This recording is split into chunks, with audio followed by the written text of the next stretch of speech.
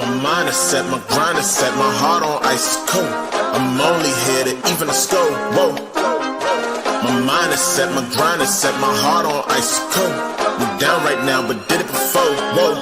See from here we going up. Made the call, I shown up. Now the game is sewn up. Say my name is blown up.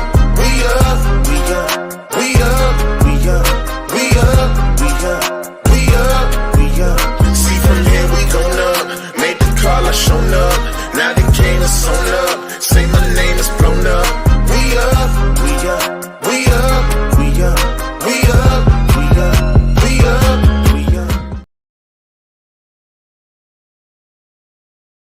What up, Night Nation? It's your boy Roger, and it is episode number 127. If you missed my Easter short, happy Easter to everyone who celebrates. And it was a winning day despite the baseball team having to play on Easter. We talked about that a little bit last week.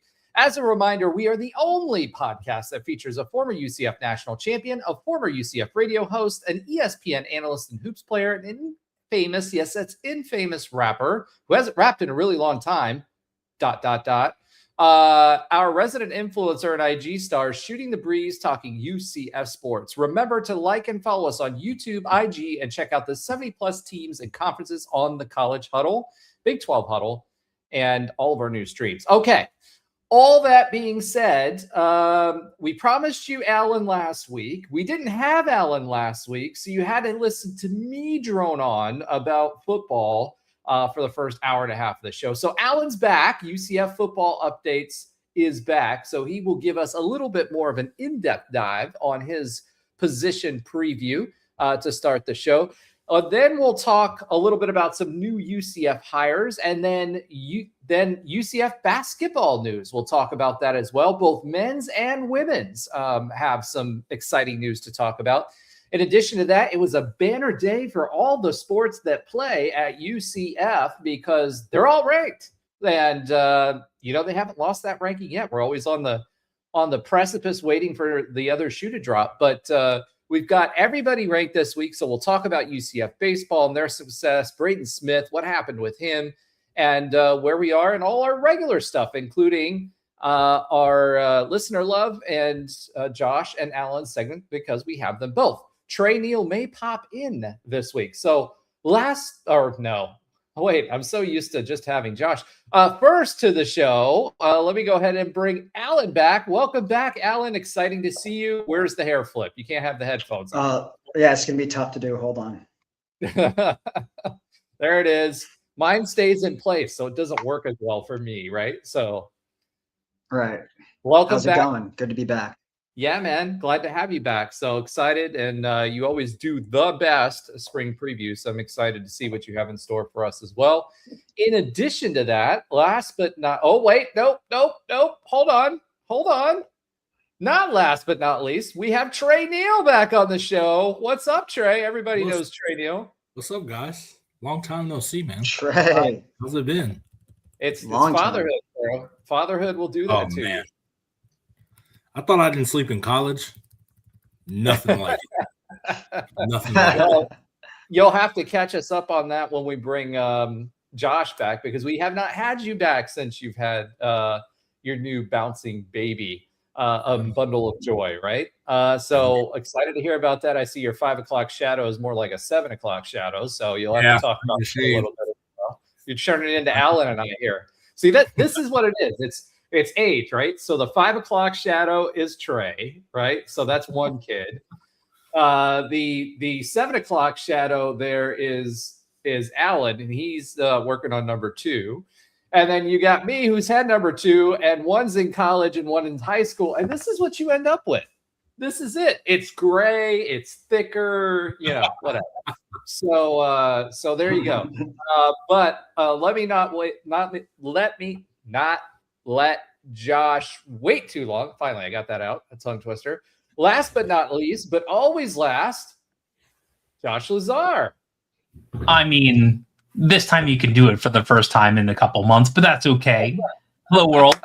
Ready to talk the sports that everyone wants to know about. How softball did.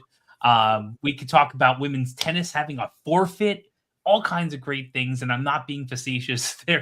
there actually was a women's tennis forfeit, and we'll talk about that. But we also have some amazing other things going on that I'm really excited about. This is a wonderful spring for UCF sports. Just 100%. absolutely wonderful. 100%.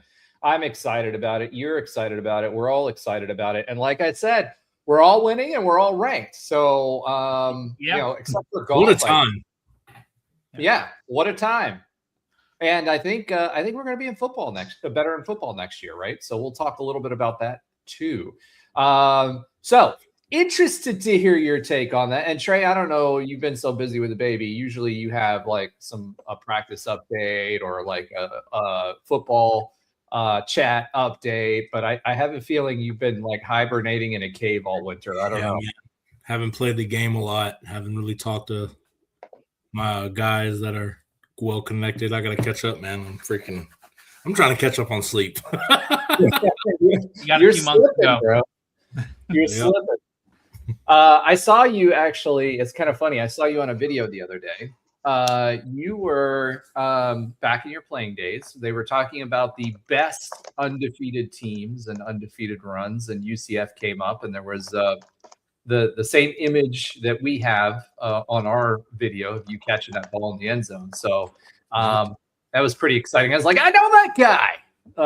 And I've known him and called him a good friend for a long time. All right, Alan, since Trey has absolutely nothing to contribute, why don't you go ahead and kick us off and kind of, again, last week I did the best that I could, but Alan's really the guru when it comes to these updates. And if you're not following UCF football updates on Instagram, you should be.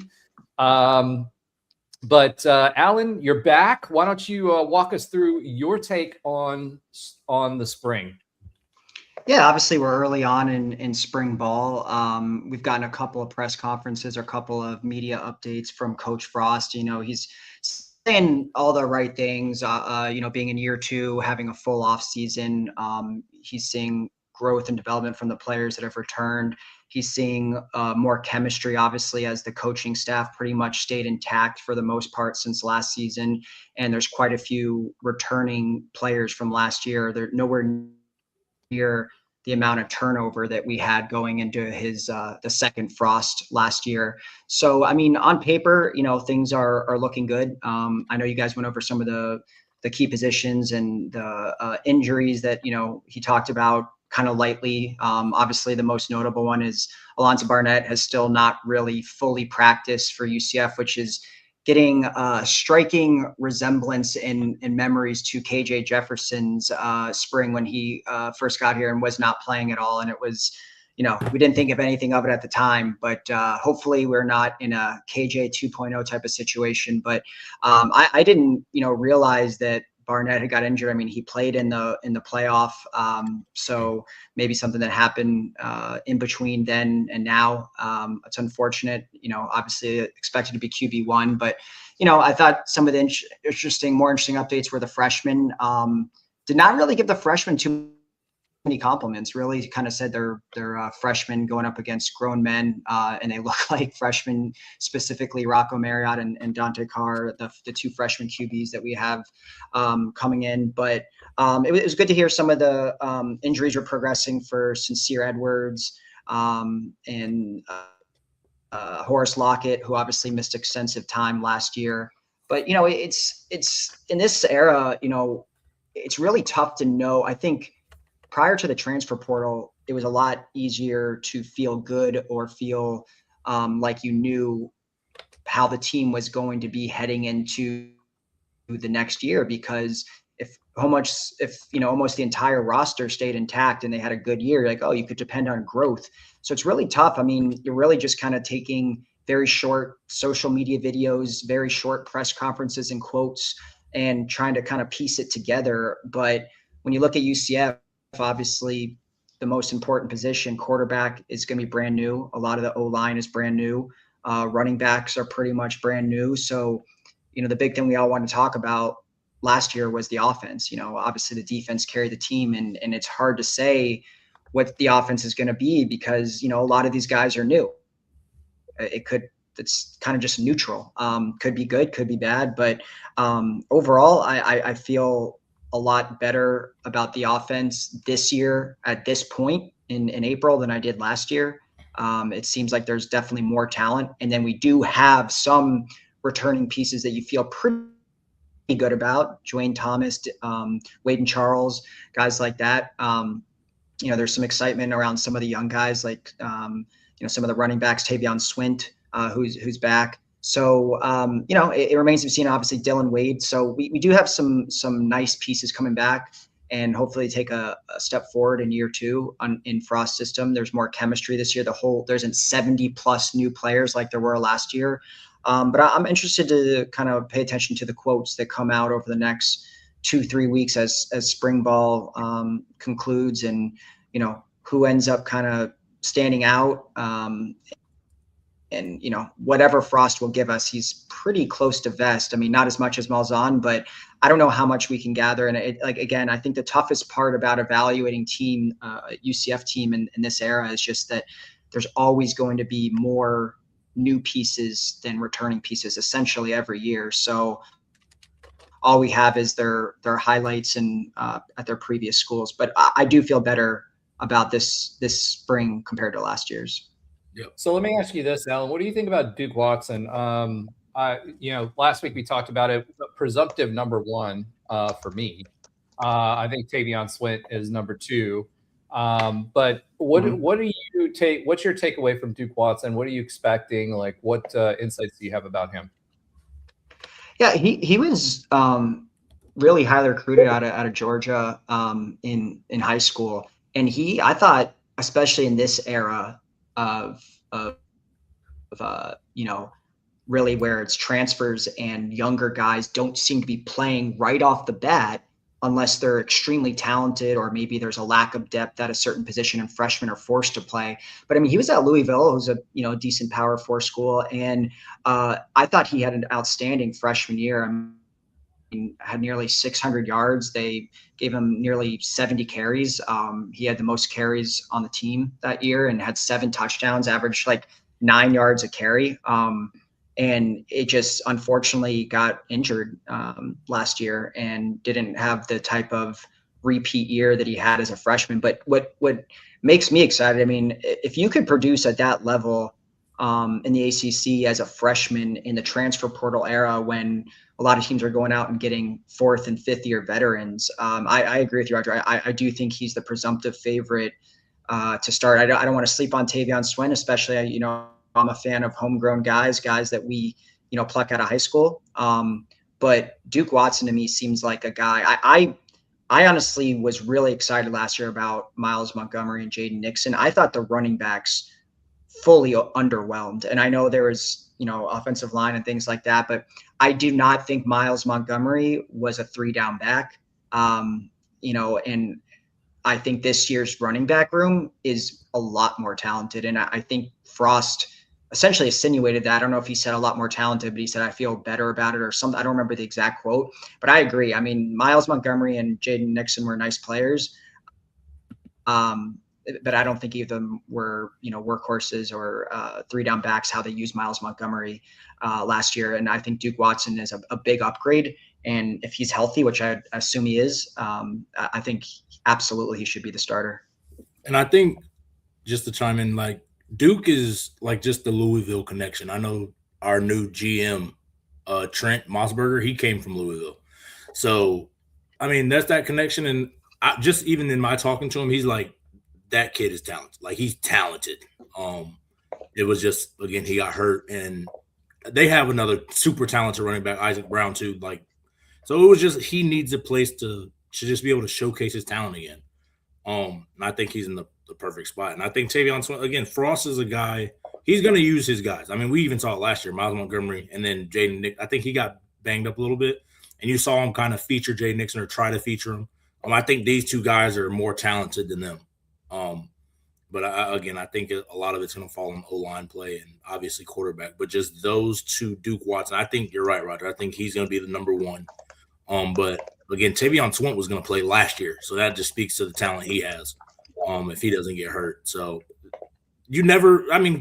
football is turning into a committee. It's rare that you see guys just take, all the carries, kind of like how Gus was doing with RJ and then Bowser and those. Like, it's rare that you really do that because a lot of these guys are trying to preserve their bodies and things of that nature. So let me ask you this, Trey. Do you think you remember Kevin Smith, how many carries he had? Yeah. Do you think he could have survived that at a Power 5 school, or as many carries as he took?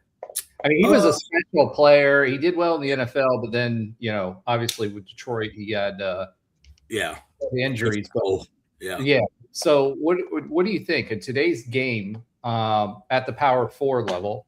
I used to say Power 6, then it went to Power 5. Now it's Power 4, right? So, or Poor 6, if you guys remember that. But anyway. Point is, do you think Kevin Smith could have carried that load?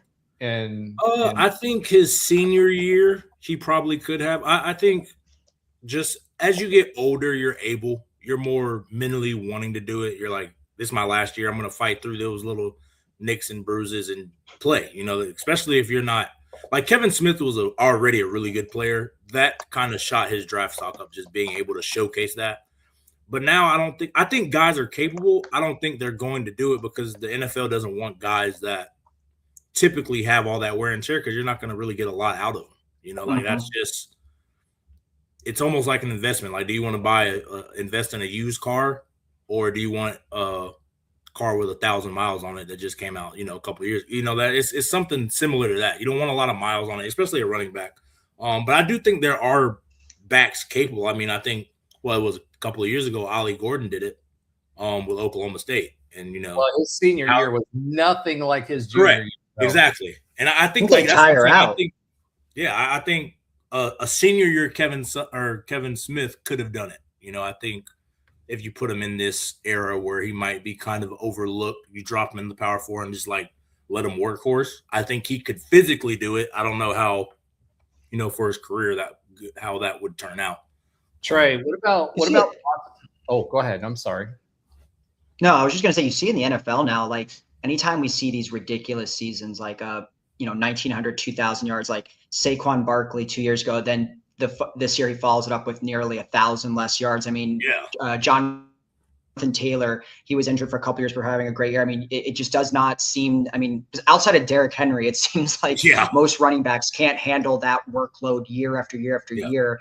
And I think I was listening to Melvin Gordon was on a podcast the other day, and he was talking about, all the mileage he got in college at Wisconsin. And he said running backs essentially have one window of opportunity to get their lucrative contract. It's not like NFL where they sign multiple 3, 4, 5-year deals. And if they miss that window, they're not getting that life-changing money. So I think it makes more sense, like Trey said, to have the committee approach and, have less mileage for not only their current stature, but also for their NFL future.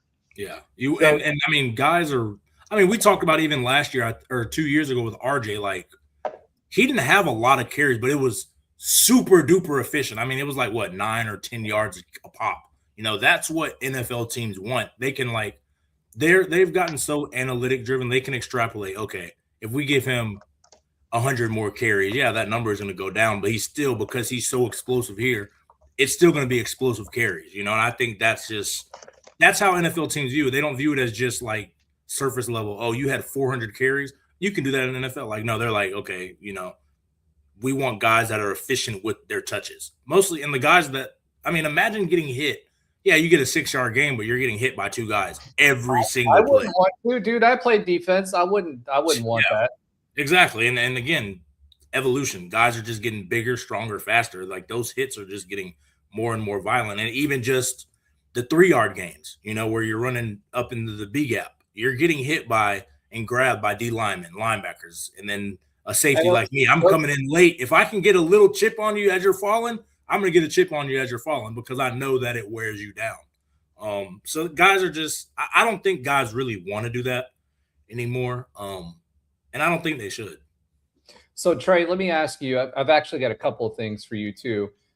Zach Duvall, back as athletic trainer. We talked about it a little bit last week, but you've been through his program. Yeah. Do you think it seems like they're focusing more on strength versus conditioning now for this group to kind of survive the Power Four schedule? What does that feel like, look like in spring? Obviously, you're going to bulk as much as you can in spring and summer camp before the fall. But what does that look like and feel like? And what is it like to work with War Daddy, as he likes to call himself, as far in the weight room? Yeah, I mean, Coach Duval's awesome. I've told you guys, the weight coach is who in that, like, you spend the most time with them.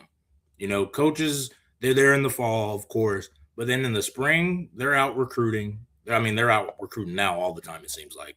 But like all throughout the summer, it's you and the weight coaches, because those are the only people that you can really hang out with. Like, I think there's like a whole bunch of times where like coaches aren't allowed to coach, you know, things like that. So you spend all of your time with them. And Coach Duval is awesome. He's one of those guys where he's like, hey, come over. I think a couple of times when we were, I mean, I feel so outdated now. It was almost 10 years ago. He'd brought everybody over for, you know, steaks and throw on the grill and things like that. But yeah, I noticed the shift in the philosophies when he was at UCF the first time. We were already strong. I mean, you know how Coach O'Leary made us. Like, we were soldiers, you know, like we were super duper strong guys. It was more honing in the skill set and, you know, just the mental part. But then I remember when we went to Nebraska, it was kind of the opposite.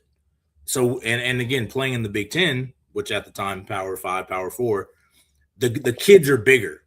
The kids are stronger. The kids are faster. I mean, it's all those country boys. We're kind of seeing that in the Big 12 too, like Kansas. You see how physical some of these teams played over the last few years we've been in it. Kansas State. Like, these teams are big up front and they play physical football. You kind of have to lean on that. Like, yeah, you want to have speed, of course. I always say we're going to be the most athletic and fastest teams most of the time on the field. It's just going to be a matter of, like we're just talking about, can you play physical football for 4 quarters? What is that? That's just being able to sustain the wear and tear. And the best way to do it is having muscle and weight so you can absorb it and take those kind of hits and shots and be able to rest up 1 week and you're going to lose a couple of pounds and be able to play again. You know, it's different being a safety at 185 and then playing a full season versus 210, you know, because those things, you can take a lot more blows. You don't get injured as much. You don't get nicked and dinged. So that's what Coach Duval focuses on. And I definitely seen that shift years ago, just because, again, you're playing physical teams. I mean, all those Texas schools, like I said, Kansas State, those teams are physical, man. And that's when the football is like that, you've got to be able to withstand they start August until December. Hopefully, you know, we want to play in conference championship. So that's 6 weeks or 4 months, you know, and that's hard. So he's great. Very personable guy. And he's definitely one of the people that's he's going to push you to be the best version of yourself. Well, it makes a big difference long term, right? If you got that bulk, you can't lift the way that you can in the off season during the season. So you're going to lose muscle mass as you move along, right? You still work out, but you're going to lose muscle mass as you move along. What kind of effect do you think that has on injuries? And then I want to ask you one thing about Musburger.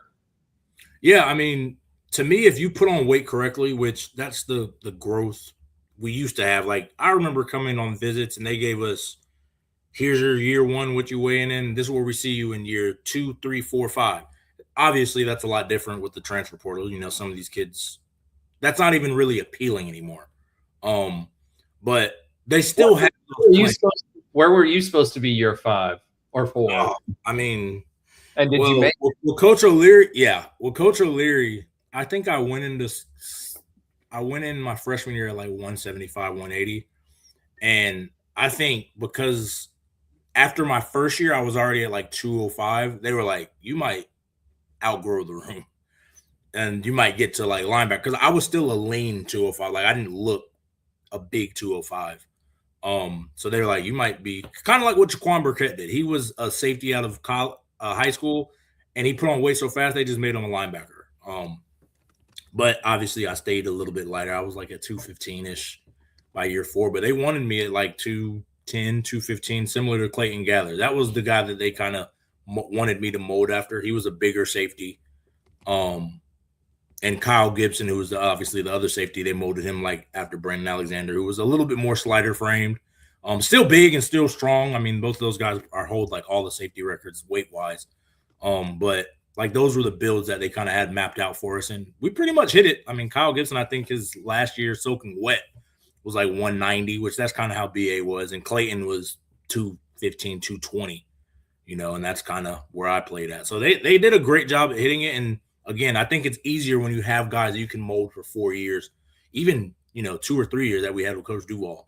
But it's a lot harder. But yeah, I mean, to your point, you want that muscle because you can't work out during the season. Not like we do in the offseason. I mean, the offseason is literally just bulk. So that when we get to the season, as you're losing weight throughout the year from all the running, you still have weight to sustain your body. So it's interesting how they do it. So going back to Mossbrucker, you mentioned what you heard about Duke Watson from him. What else have you heard from the incoming transfer class on who to watch out for, who they really like, et cetera? Yeah, I mean, they love the quarterback. That was a guy I think they were eyeing. I think they were surprised not surprised, but surprised that they were able to get him coming out, Alonzo, just because, I mean, playing in the college football playoff with James, and they played really well. The defense couldn't stop Oregon, but they put up a lot of points. And I think that was just exciting. So they were excited about him. Those were the two that he specifically told me about. And just was, at least when I was listening, just kind of glowing on. But obviously we haven't seen Alonzo play yet. But I mean, all right, hold on. Glowing or glizzing? What'd you say? I said glowing or glizzing. Glowing. Just want to make sure that's what you said. Yeah, glowing. But yeah, like I think those guys, those are the two that, I mean, again, it's an offensive world. Coach Frost is an offensive guy. Those were the two that I know he's excited about. And then the freshman quarterbacks, I know they're excited. I think it's the perfect way if you're trying to develop quarterbacks instead of just, getting a senior, kind of like what Miami does. They just grab a senior every year, seems like, out of the quarterback. I think Frost is going to take the approach of like Alonzo's the bridge, kind of, and then develop these raw, talented guys. I mean, I don't know if you guys have seen like some of these. I forgot Dante and the Rocco. Like they flash some athleticism, as just a quarterback. So I think they just need to clean up the small stuff. And I think that's what kind of this year is. It's going to be, hey, you have the vet in front of you, learn, soak in as much as you can, and then your guys' time, you're going to battle out for next year. So I think that's their plan, and they were really excited about those two guys too. Awesome. All right, Alan, sorry, we went on a side quest. We grabbed the bag, and we're handing it back to you. Oh, he's muted. Muted.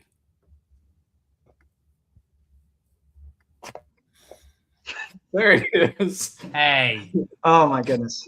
Okay. No, I pretty much said everything I wanted to say in regards to spring up to this point. So, I mean, unless you want me to get into some of these other points, that some of these recent like coaching news and some of this other stuff. Yeah, let's go ahead and swiv it into that. Let's talk a little bit about the coaching news and some of the transfers that you're excited about. Yeah, so I guess this just came out in the last day or two, but UCF, I mean, I guess not really a big hire, but they hired a new offensive analyst, Keefen Heitzen. I don't know if I'm saying that right, sorry. But he was most recently with the Bucs in the NFL as a passing game coordinator, but he spent like the previous 5 or 6 years at Oregon State as a wide receiver coach and was even an interim head coach for their bowl game when their previous head coach had left. So I guess offensive analyst, we'll see. I mean, he works mostly with wide receivers. So, a position that we've been needing to develop for years. So, we'll see. It seems like a solid hire. And then, I don't think you guys talked about it last week, but, UCF had to unexpectedly replace their cornerback coach who left after 2 months on the job for the Vikings, I believe. And so they replaced him with David Overstreet II, who has a very solid background. He was in the NFL for 8 years with the Dallas Cowboys as a secondary, cornerback coach as well, and he's been for a couple other teams, Chicago Bears, and then he does have a little bit of coaching experience. It was more in the JUCO and community college ranks, but being an NFL guy with the Bears and the Cowboys, I think it's a really strong replacement for Will Johnson, who kind of abruptly left the staff a few months ago, and then that comes on the heels of losing Brandon Harris to the Gators, in December of last year. So, hopefully get a little bit more stability with Overstreet here. Yeah, focuses on stay, right? Emphasis on stay, right? Anytime you get an NFL coach who's also played in the league, one, you get someone who's already been successful, has already been in other systems, can bring that NFL mindset.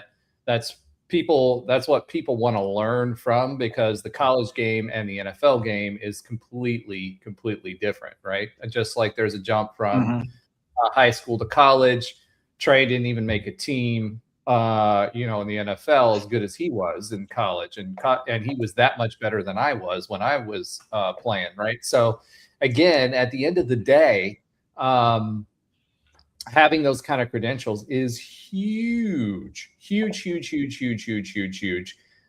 So I'm looking forward to that. Also, just a guy who's played in the league for that long, it gives you a certain level of credibility and different systems that you see. And I think that also is is a big deal as far as the defense is concerned from that perspective. And Trey, I mean, defensive backs, you can really give some insight into this, having played safety.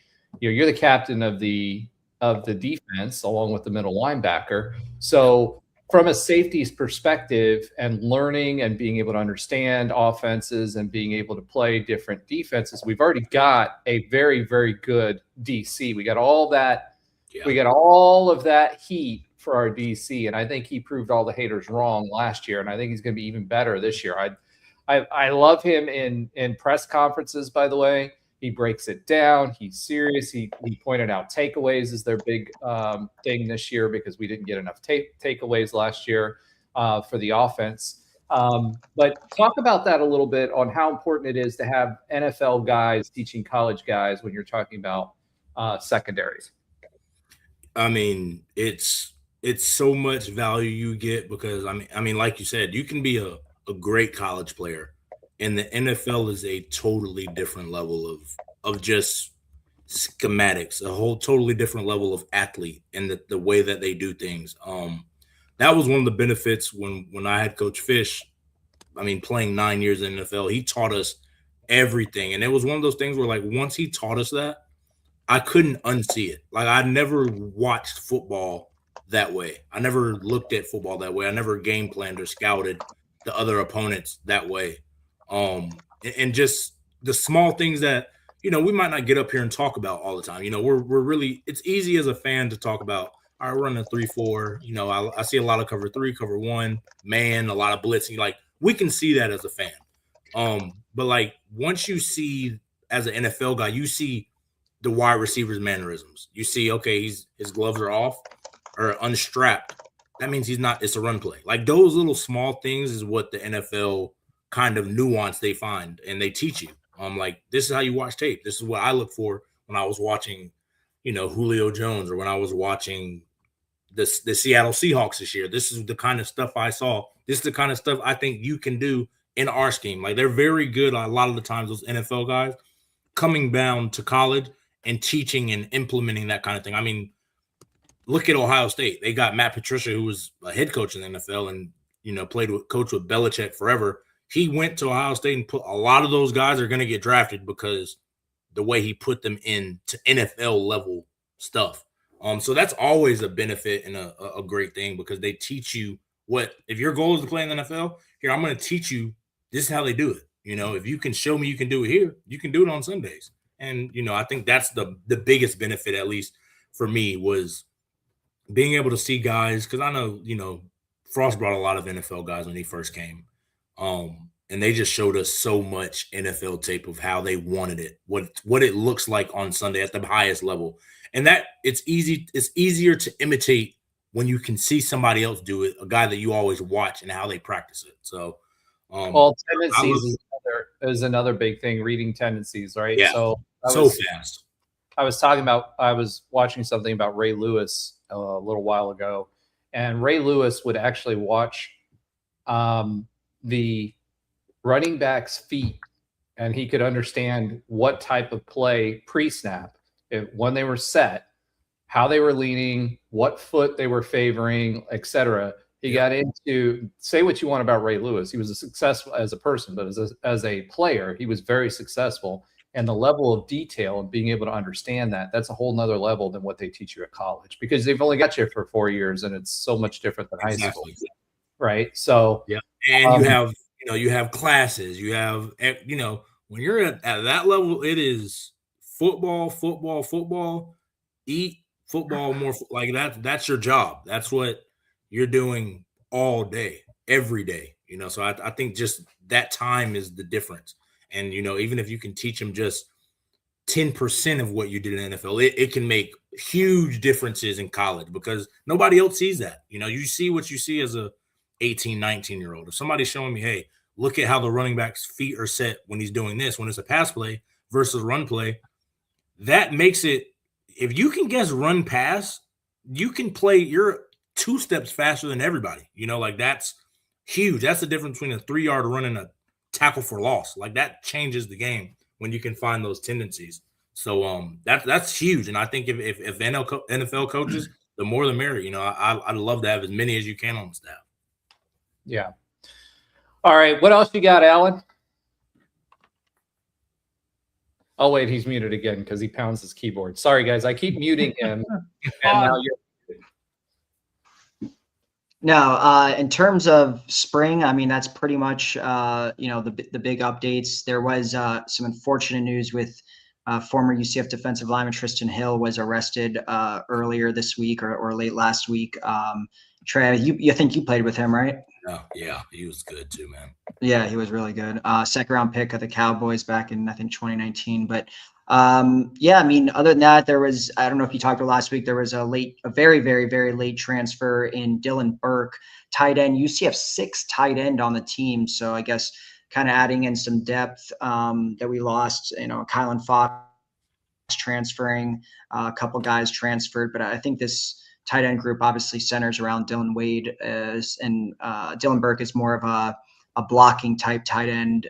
He originally was at Sam Houston State and, played in all 12 games, but, wasn't really a guy that was catching, the ball is more of a blocker. And so, interesting that they saved a couple of Scullies for the end of or for spring here. And, wouldn't think tight end would be a position they would use it on. I don't think that was a need with already 5 tight ends on the roster.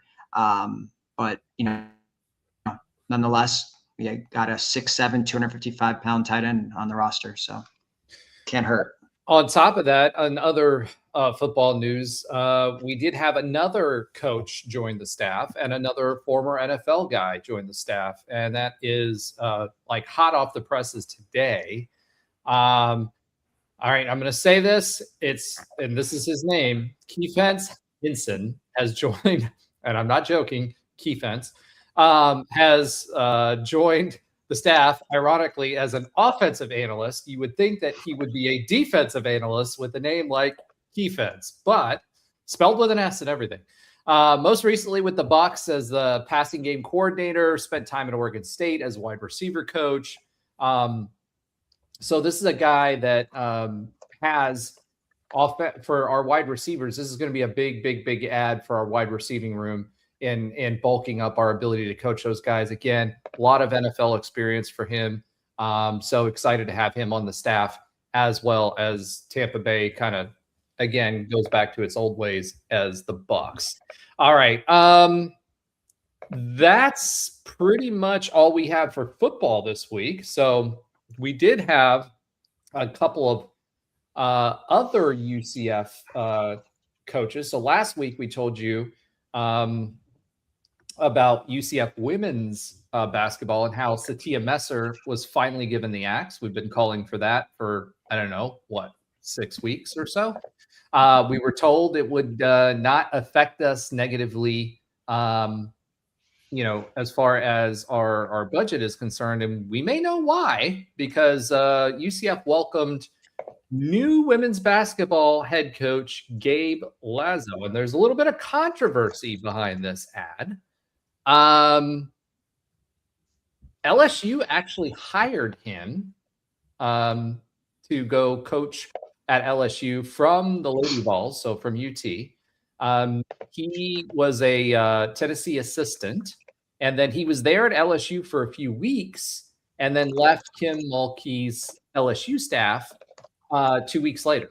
And remember, we got Satia Messer, also from the same staff from LSU. Also, they're both recruiters. So both of them were known for recruiting, and this seems to be Lazo's biggest impact there as well. He did win as a high school coach. In college, he bounced around. He did a little bit of winning as a head coach there as well, and then became an assistant at Tennessee, moved on to LSU, and then comes to us. So interesting ad there, considering it seems like it's the same path. We must have got him on the cheap. I don't know what we were kind of speculating on what Terry would do last week. So I don't know why we went that route. I mean, do you guys have any ideas on that other than trying to be cheap? I'm not so certain it's actually cheap, but that's a whole nother story. I think with the new hires within the last 2 days, it becomes a little more clear because Lynn Bria's back, and so she, if you remember back in the late 90s, she was our head coach when I was going to school, and she brought the first. Just hold on before you go any further. Yeah, Josh is the oldest member of the show, so I'm just saying. Yeah, you might not, but you do play pickleball. So I'm just saying. Listen, there's so does Ben Johns, and you're the one who brought it up. So in the late 90s, I think the 98-99 season was our first NCAA tournament berth for the women's team, and she left to Ohio shortly thereafter. She's a good X&O coach. She's a good coach. Let's put it there. She's the winningest coach in Stetson history. She's been there for 18 years. She's a good coach, period, end of statement. So I'm thinking, and oh God, I can't pull her name off the top of my head. The coach that got hired on today, Bet Shelby, is also a recruiting focused coach from what I've researched, and has been around the Power Four, has been at Arizona and SMU. It's so weird they're in the Power Four, but they've been at West Virginia and Arizona, SMU, helping get top draft picks from some of those schools over time. So she's always been assistant to coach or assistant head coach. But my guess is it's A, not as cheap as you think. B, having the recruiter kind of sandwiched between probably 2 X&O coaches. I bet you the last assistant coach they bring on, or some of the grads, will be more day-to-day X&O hands-on. And we're going to see the recruiters recruit, a little bit of split of duties is my guess. And the only thing I'm intrigued about, and I think I know the answer to this, but I'm intrigued if they're going to get any money, like real money. And I say this because you can only do so good as a recruiter now if you have enough money to get you to where you want to go. Now, listen, I don't expect us to get into the NCAA tournament in a few years, but I want to see a respectable type of basketball on the court. And it would be nice to have a little money so we can have the coaches who have coached WNBA players. that can recruit in the ways we were pre-NIL to do their job. I expect more than 3 Big 12 wins next year. Is that a big ask? So I think this isn't as controversial, whatever you want to call it. Because I mean, if you're on Kim's team for like a hot minute, do you really count?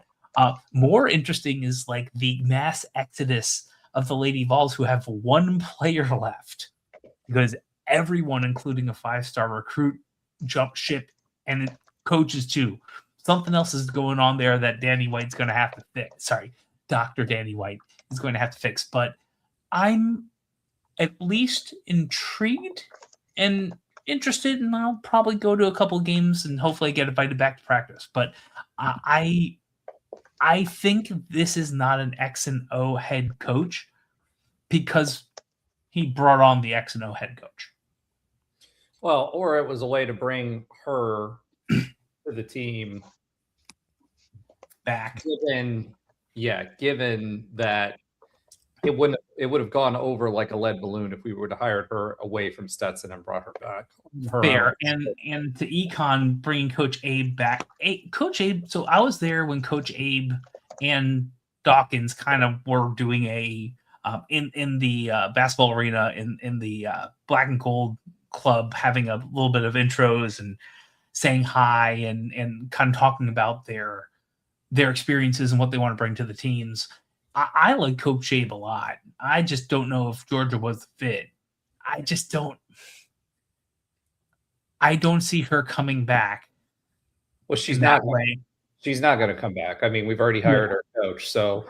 No. I'm talking about like even with the mind's eye thinking back a week. If we knew both of these are happening, does Terry actually give her a shot? She's a good coach, but I just don't see that happening, and I see kind of writing the new script. Well, Terry, she left Terry. Terry didn't get along with Coach Abe. That's what I'm saying. I don't think that I agree with you. I just yeah. Hey, Econ, remember when Dawkins said he was going to press as much as he can, and he didn't for the first 5 years? That was great. Speaking of men's basketball, I don't want to give it all away. If you guys are members of the Dungeon, and Brandon Helwig's great work on 3, Hall of Fame work.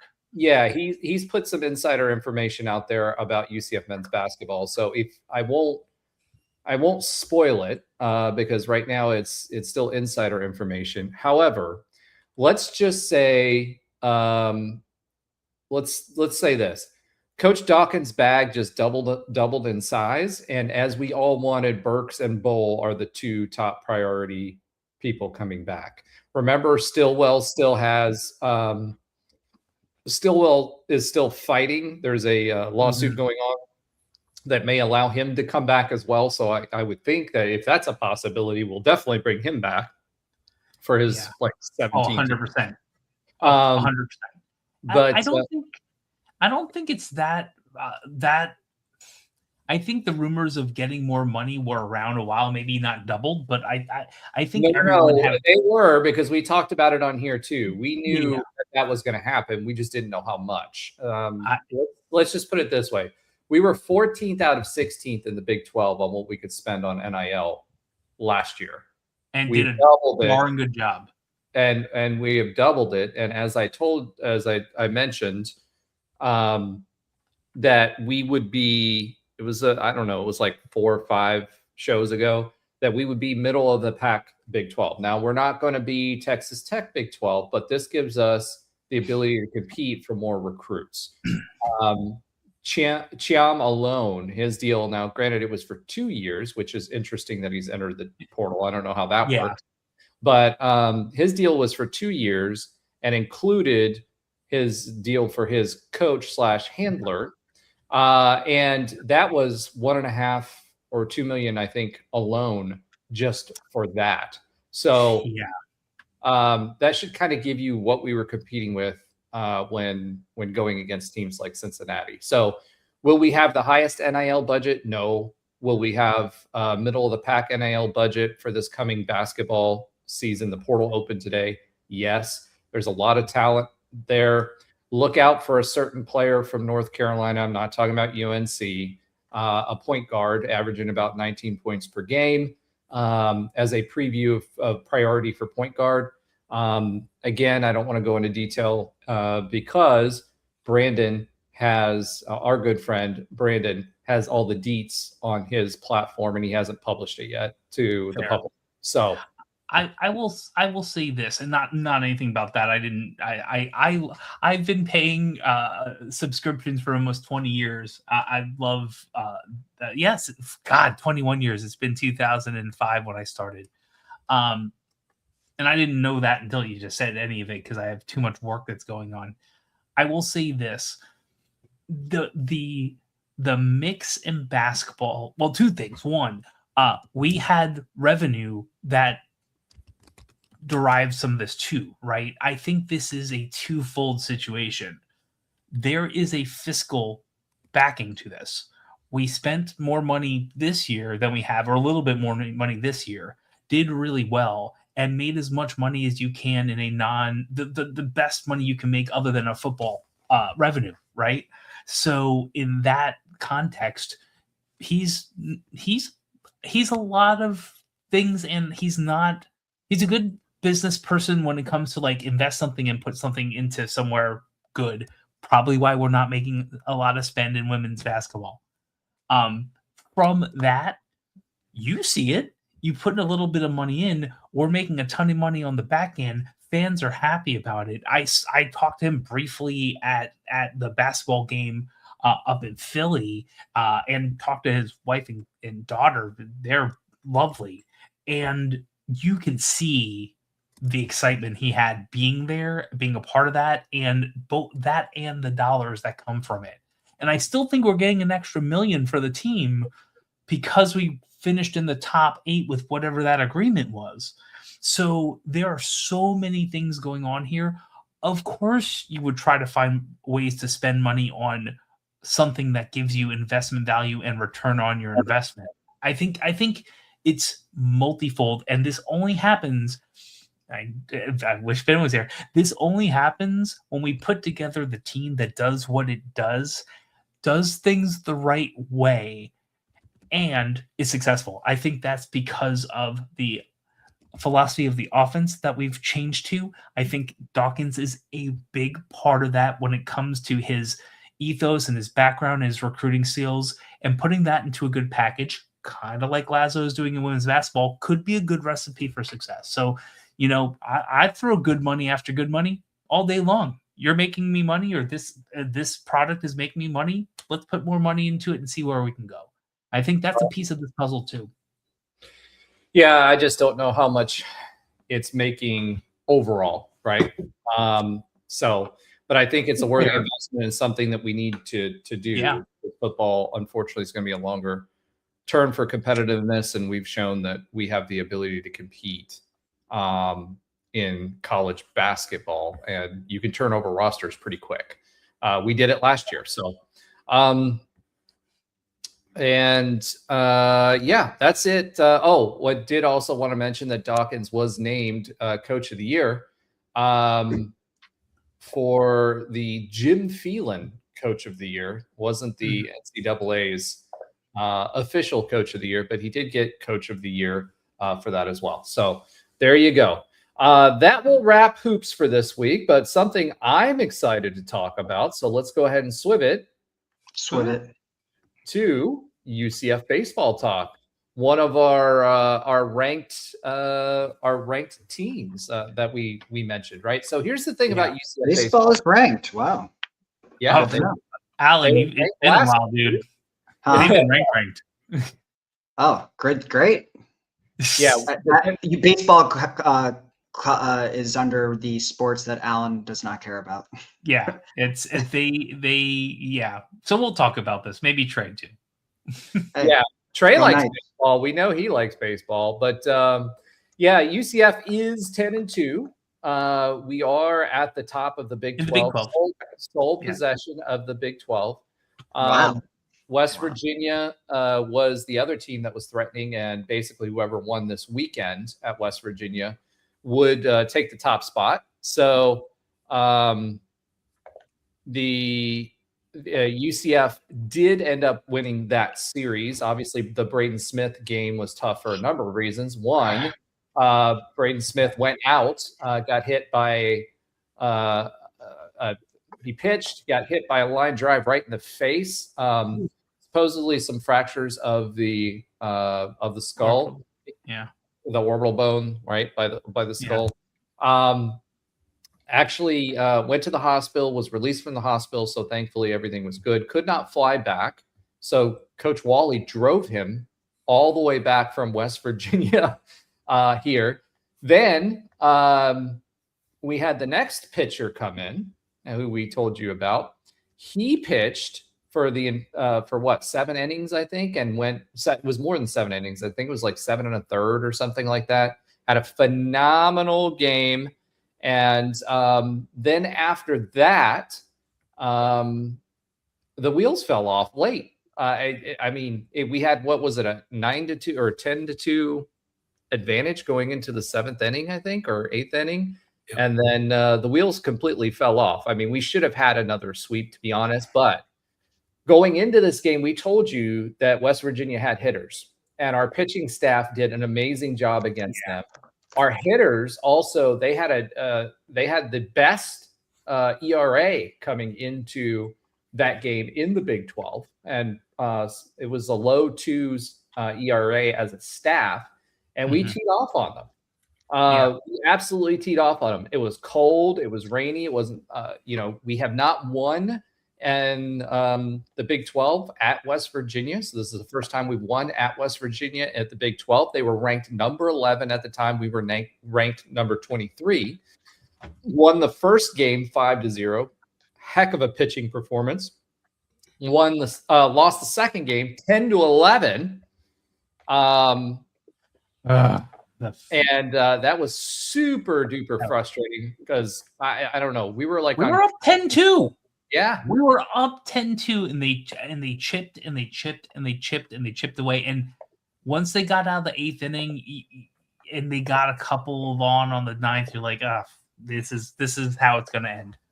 Yeah. It should have been a sweep, but it should have been a sweep against then the number 13th ranked team, who West Virginia is typically a very good baseball team all the time. So you have to give them credit. Most teams would have been done after 10-2. I think it was in the 4th or 5th. It was they are a good team, and yet again, so we nailed them in the. I gotta restate that the last game we beat them like we should have, 5-1. Yeah, so another 5-run game, and again, the pitching staff did amazing and shutting them down. So, Alan, what were you saying? Oh, by the way, we're ranked number 12 now. We were supposed to be playing Stetson tonight. That was postponed due to rain. So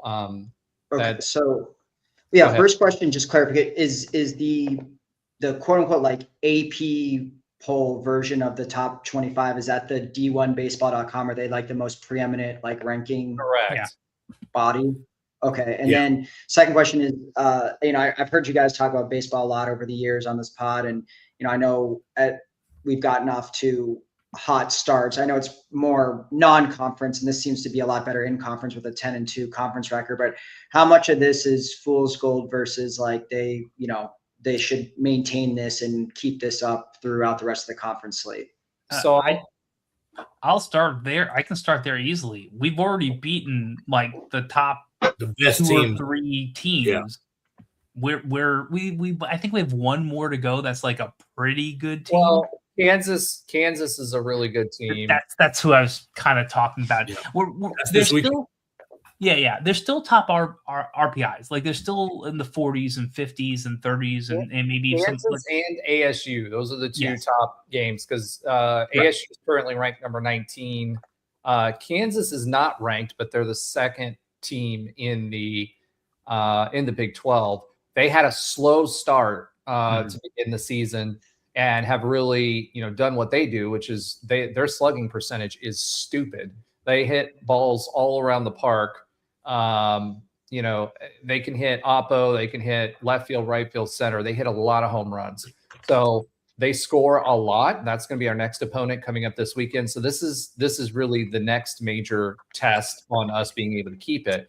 Our biggest challenge, to your point, Alan, there was a couple of things going on, right? One, the offense, from the offensive side of the ball, our lineup was out of whack.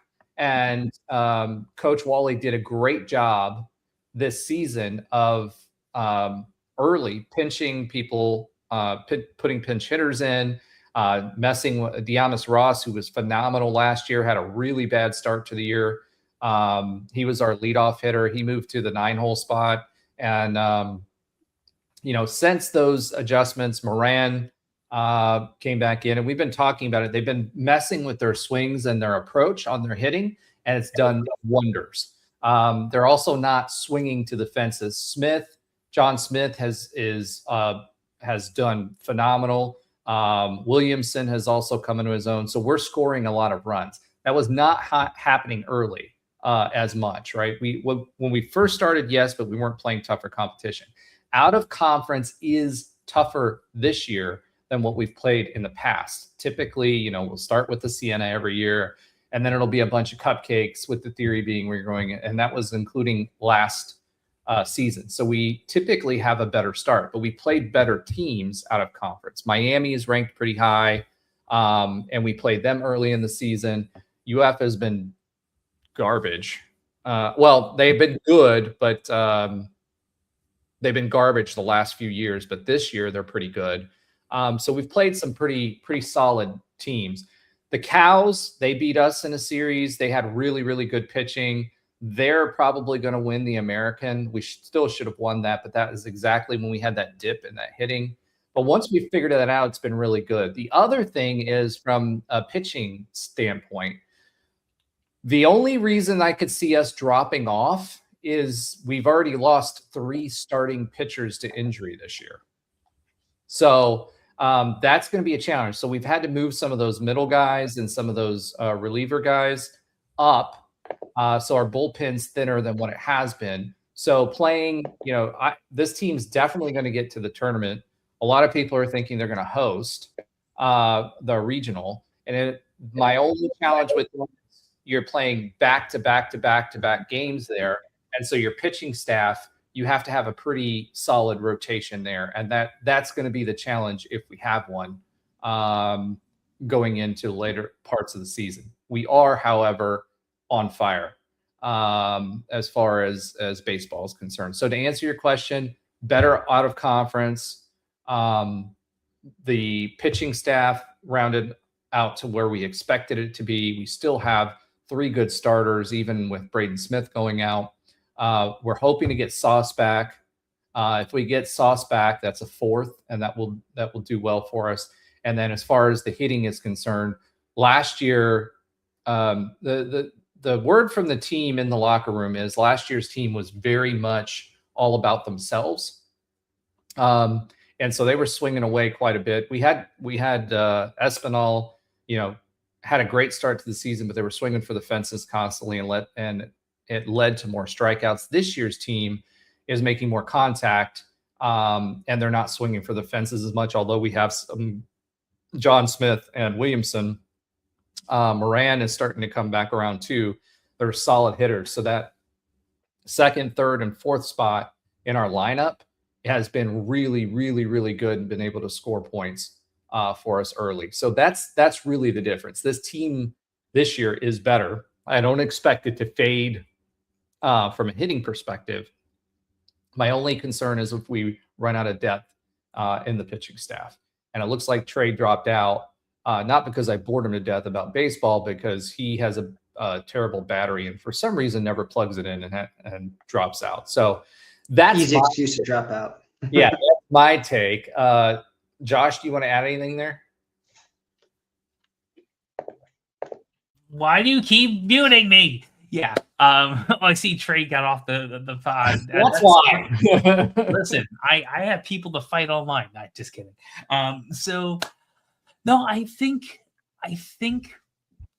you summed it up pretty well. Like I'm both very excited for what's going on I feel like we're at the right place at the right time, and kind of where you're out in the pitching. I really, really hope that we figure this out. We did against a top 15 team last week because, frankly, we that it was like 114 miles per hour to the face. I hope he heals up and is as good as he can be, just as a human being. Period. Forget baseball.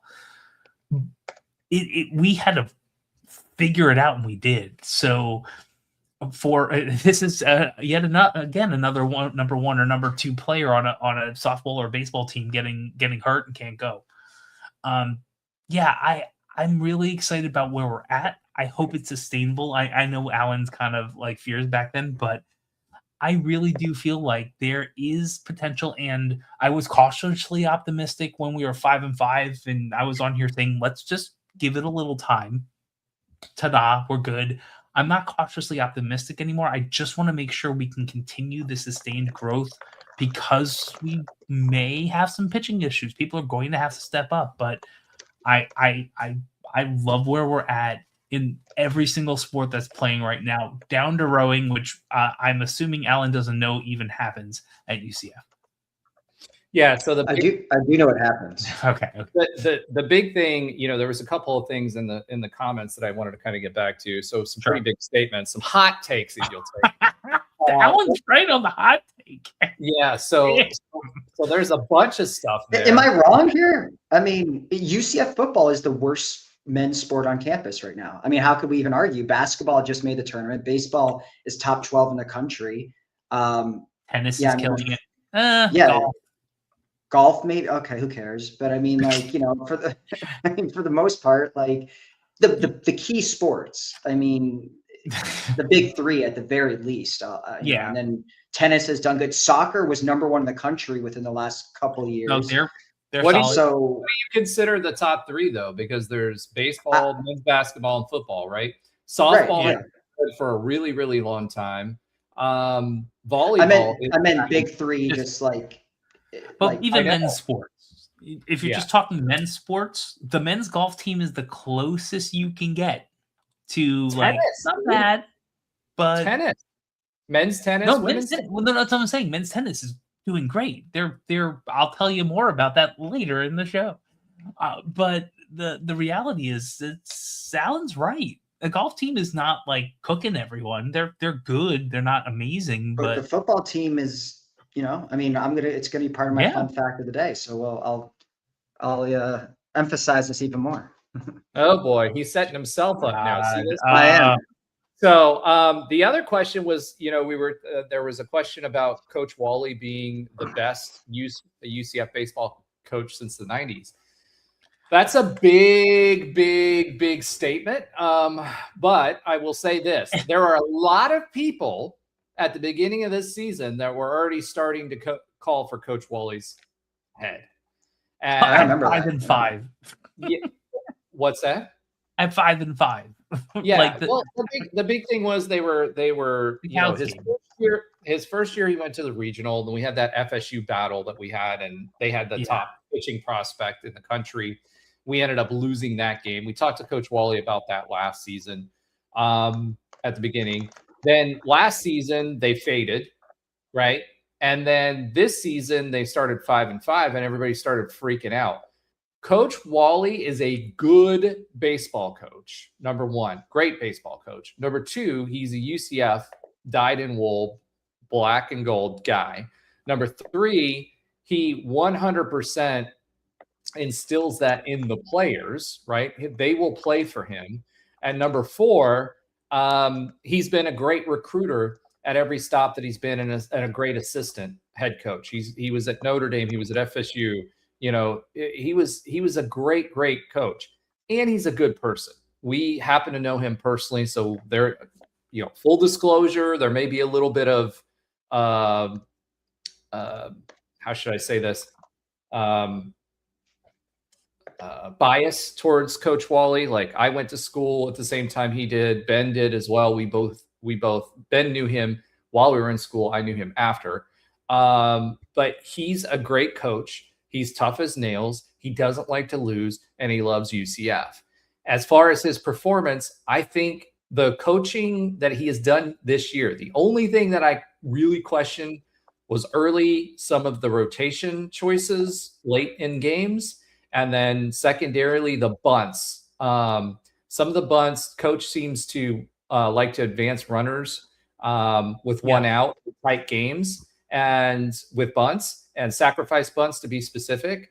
And the team has been executing bunts really well this year. However, when it's a tight game, like a 1-score game or a 2-score game, and we're late in the game and we're garnering outs and moving the guys around the bases with sacrifice bunts, that's questionable. Outside of that, he's been phenomenal. His roster management has been great. The pitching staff he's been controlling. One of the things I talked to him when he first got hired, we had a spate of pitchers that got injured that had Tommy Johns, etc., every single year with Lovelady. And I asked him about that on the show, like, what are we doing differently? The pitch counts for these pitchers have been way less than what you saw with Greg Lovelady. Now, part of that is the talent that we've accumulated, but he's also a much better recruiter. The people that he's bringing on board at the P4 level in the Big 12 is much better a quality player than we've had in years past. Is he the best baseball coach since the 90s? I don't know about that. Or since the 90s, because you've got some pretty big names that were there that did a lot of things with a lot less and had a lot of success as the baseball program. However, I will say in the last decade, definitely. And I do think there's a lot more to come. Josh, anything you want to add to that since you were a child of college child of the mid-90s? Yeah, you're basically saying, is he the best coach since Jay Bergman? And I mean, better than Rooney. Rooney had some good seasons. He did, but no, better than Rooney. Yeah, I've been created because even back then when he was there, like I like the Kirchner's thing, so I created like a Rooney's Loonies idea, but it didn't take off. It's not bad. I like it. It was good, but like he wasn't a good enough coach for people to like wear a shirt. I will say this: 10 years, yeah, I got you. And let's see how this season ends up. But still, it's good. And then Bergman has some issues right at the end of his tenure. Yeah, it's the best positive coach we've had since the 90s, and treats his athletes well. But I will say this: I think he needs to do this for a couple more years. Probably, he probably will be if he continues to do what he's doing now, and this goes on for a while against this competition that we're playing. Against this competition, I don't think there's going to be a doubt if we're 5-6 years in. And truth be told, if we have enough money, he's not probably going anywhere. He's not. He went to school here. He's dyed black and gold. He's from here locally. Like I know him. He was still involved with UCF baseball and football, going to football games when he was a baseball coach at Notre Dame and at FSU. Yeah. So that should tell you this guy is not going anywhere. This is home for him. He loves it. He was in the group chats for the athletics guys, like the former team players. This guy is not going anywhere. So, which is nice. I like that because we've always wanted that. Yeah, this is for what we all want. The sports. Yeah, we've always talked about especially in football, like you want that guy that is going to stay. Yeah. Like when we were a stepping stone, we always talked about that. So it is cool. And I think the other thing to your point, like the 5 to 6 years thing, that's what we all want to see. I mean, I know some of the Olympic sports have been fairly consistent since we've gotten to the Big 12, but like we'd really like to see baseball and basketball not be like one-hit wonders and really build that consistent track record. And I think that's something I could at least speak to football and basketball that's something that's been missing forever. I mean, UCF started to build that, in the American, where it was just consistent winning. But I mean, before 2013, they essentially yo-yoed every single year, and basketball no different. So it would be really nice to really start building a track record of consistent, College World Series appearances or whatever the case may be for baseball. Yeah, baseball. That's part of the. Is it as good as the night? Like the Bergman era was significantly good. Like there's a reason names on the stadium. Great players, and a lot of that was because we had some guys in the local systems in the youth leagues that were big proponents. One of which unfortunately passed away last year. That was big proponents for UCF and got a lot of players in our system that really needed it. So, or that we really needed. So, Mark Pope's the world, a lot of MLB players, etc. All right. So, Alan, you asked a question. Does Mohajer get credit for a good hire in Wally? It was not his first choice. Let's put it that way. That's true. So that's number one. Number two. I don't know if that matters, though. Hold on. He also gave us Greg Lovely. Oh yeah, I mean, I'm purely talking about, does he get credit for a good hire, specifically Wally? I'm pretty certain.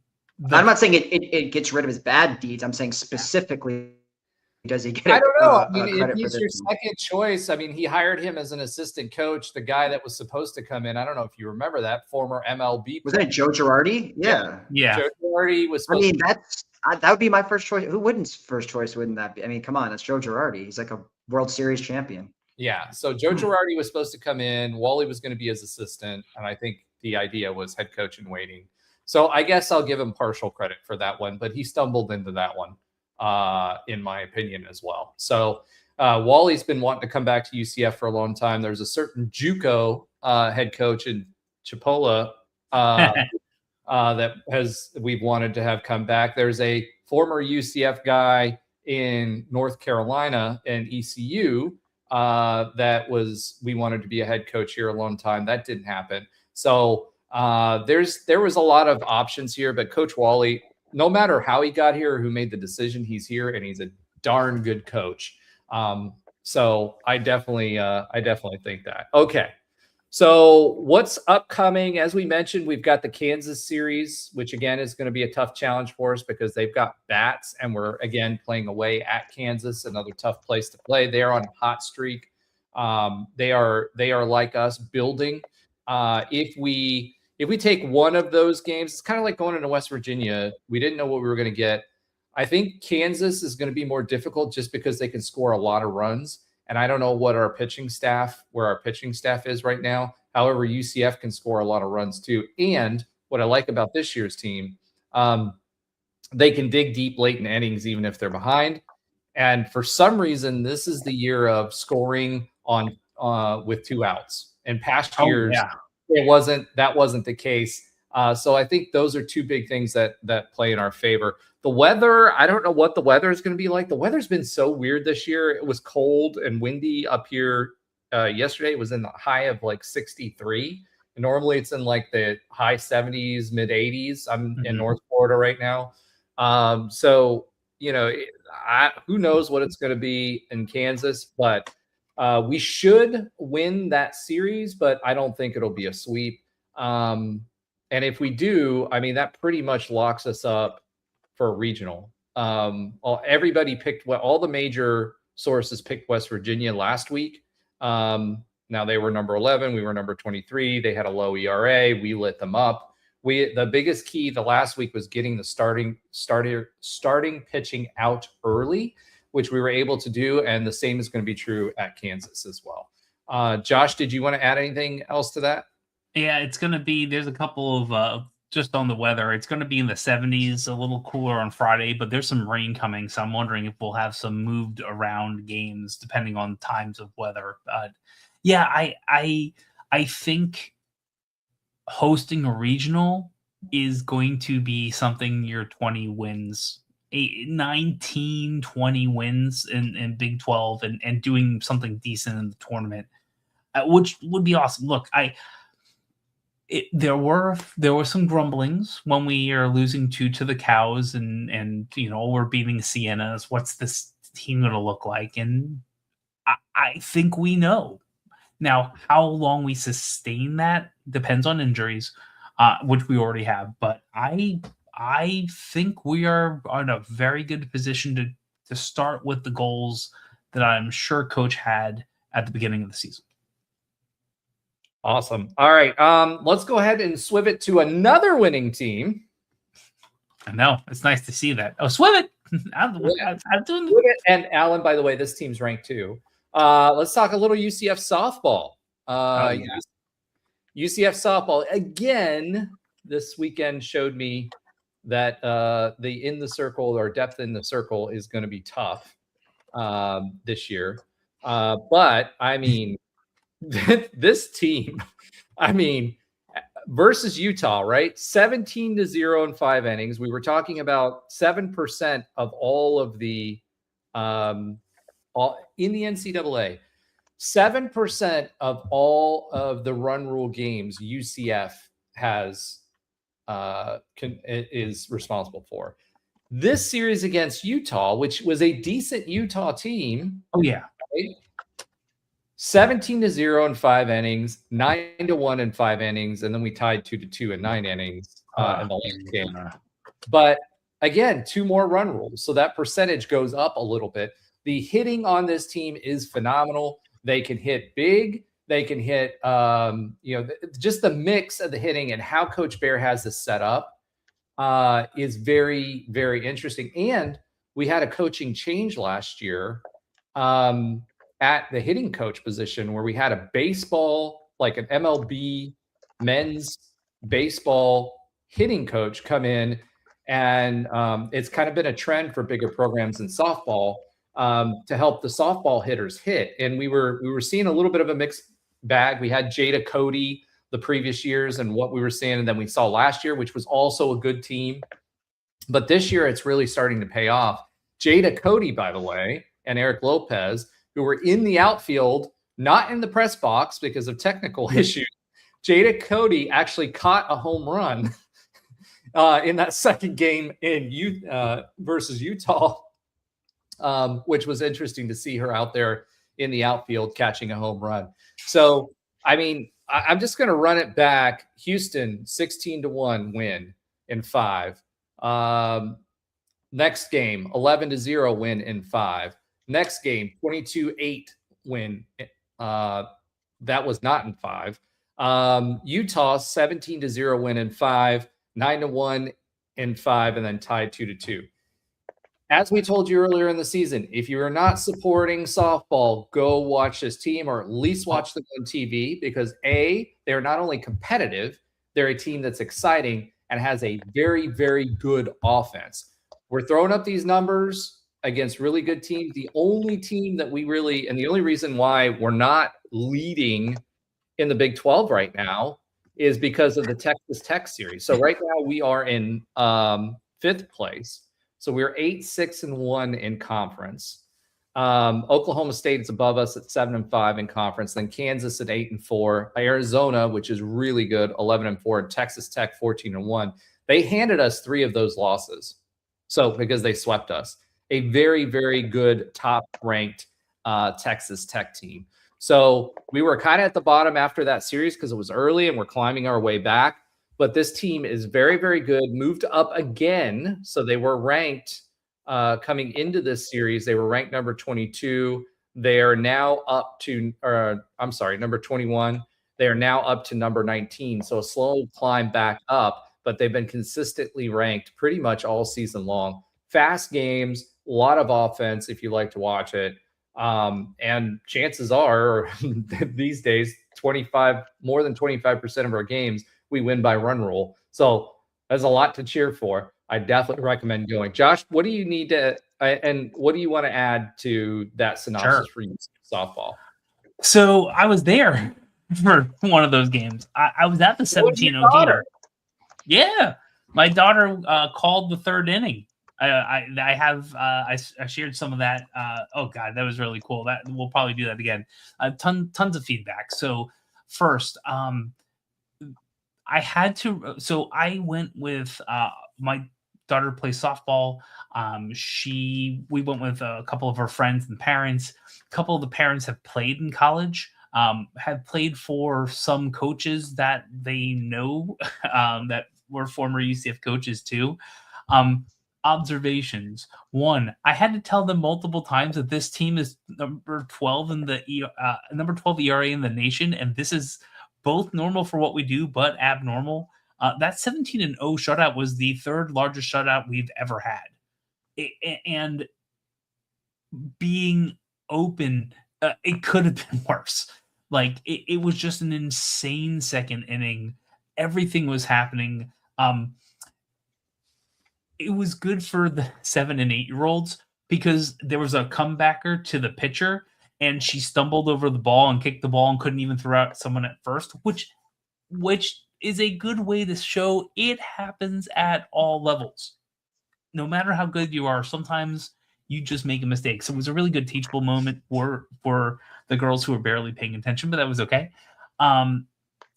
It was a great atmosphere. It was phenomenal. And of course, one of the parents was like, "What's up with the scoreboard?" I'm like, so we had to have a little bit of that discussion, but great atmosphere, amazing time. It was great. The interns were great. My daughter got to call out the girls' names. She did great, and that's fun. I want to, and everything else was great. Not happy about the tie for a multitude of reasons. Now we did. Speaking of, you're talking about in baseball how sometimes Coach Wally wants to bunt with an out to try to move people over. Coach Bear doesn't like doing that with an out, but does try to do squeezes, suicide squeezes, and I haven't seen a slap bunt in a while, but does like to do those things. And that's the reason we even got to 2-2, because we were down 2-1 in the seventh, and we actually manufactured both runs, the first one in the first inning and that last one. And we had the momentum going into 8 and 9. Like, we had runners on base. We were getting good outs. And the last play of the game was like a Hank Aaron over-the-shoulder catch, which if she drops it, they lose the game. And that was the end of the game. And I got to give credit to Utah. They're a good team that we clobbered for 2 games. And they fought back hard on that third game, even to get to a tie. So it was a great series. I enjoyed going there. To your point about supporting it on TV or in person, not because it was UF, but because it was the right day. I had 25 kids and parents wanting to go to that game. They've been sold out for weeks.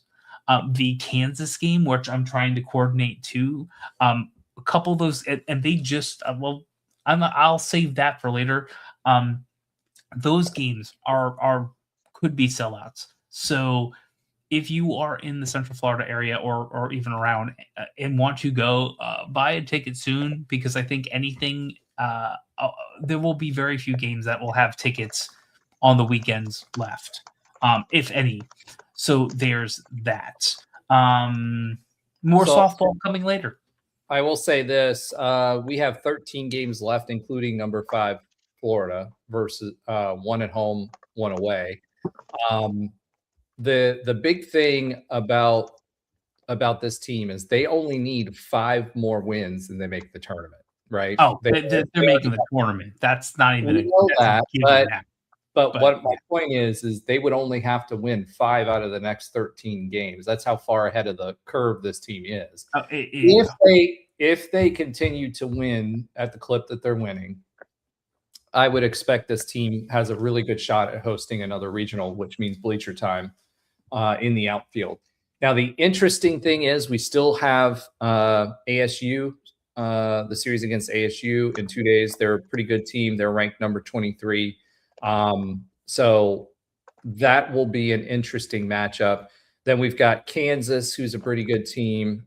They're not ranked. And then number 5, Florida State, and then Iowa State before we head to the Big 12 tournament.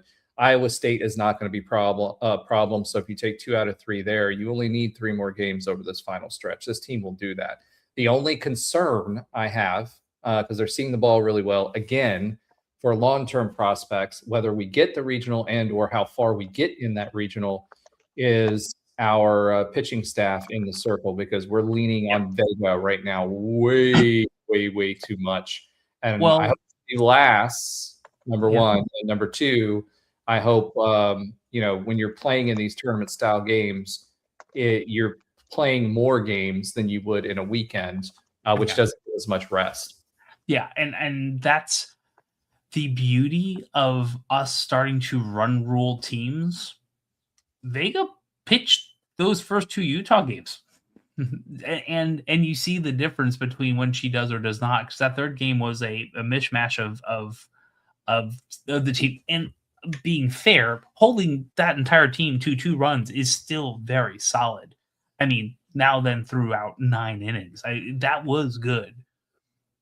And there was a couple of times where I think even Vega was in on and part of that rotation. I'm not looking at the stats; it's just remembering the game in my head, and still, trying to get up, keep us in and get us that third win.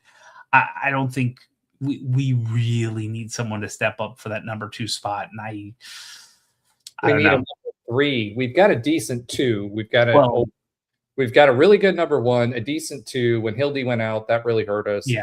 And what we really need is 3 in a rotation to really get beyond a regional and into a super regional. Go far.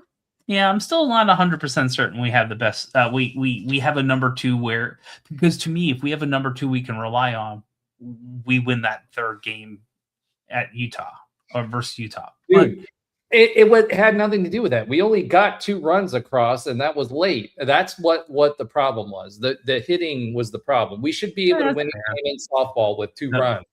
Utah's pitcher was in for, I think, 100 some odd. Like we couldn't get, back to your point, we couldn't get the first pitcher out of the game. You're right. That's fair. All right. So for Alan, since he brought this up, so does Mohajer get credit for a good hire in Bear? No, he doesn't, because that was A.D. White who brought in Coach Bear. I think I'm gonna add that to the banners and say every time does Mohajer get credit for that coach. All right. Let's go ahead and swim it yet again. There we Alan's go. not used to this. Swivet. He's muted because he's Swivet. on his board again. Let's talk a little listener love this week. So again, as we always start this segment basically thanking you, because without you, we wouldn't be doing this. We want you to comment. We want you to participate in the comments during the live stream, which you guys have been doing, which is awesome. But we appreciate you liking, subscribing, following, and sharing it with your friends. So this week we had a lot of Econ. Econ's back again. And he says, and this is his response to the shorts: it's the hardest part, trying to rebuild without developing by recruiting, without tons of NIL money. Even Frost 2017 fudged this process by quick hitters, opened briefly by lightweight athletic linemen.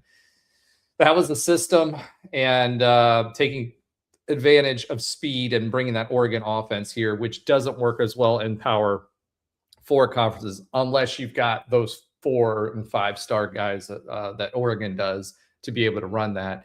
Econ also says Chris Johnson can be as good or better than Kugel, can play point like Kugel or take the pressure off the point. Our response agreed. The big thing for him is being more consistent and reading defenses and knowing where to move the ball. He can be a bit of a ball hog at times and doesn't do as well against the press. And we went back and forth a little bit more there. And then Econ says two more than competent DEs. When we're talking about Isaiah Nixon, that's coming back this year, and Sincere Edwards, who will be here this year as well. We're expecting to start at defensive end, or I'm sorry.